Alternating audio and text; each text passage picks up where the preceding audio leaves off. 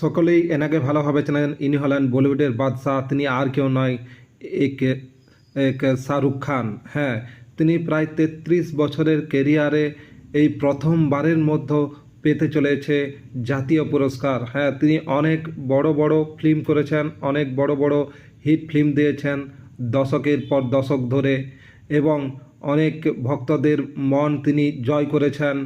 Romance থেকে শুরু করে অ্যাকশান, সব রকম থ্রিলার, সব রকম ফিল্মই তিনি করে গেছেন এবং ভক্তদের মন জয় করে গেছেন।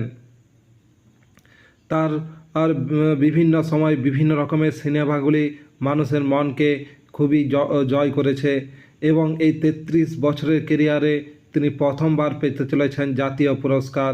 তাই শাহরুখ খানকে জানাই এই দিনের জন্য অসংখ্য অসংখ্য শুভেচ্ছা এবং ভালোবাসা। তিনি যেন আরও বড় বড় ফিল্ম তৈরি করেন এবং মানুষের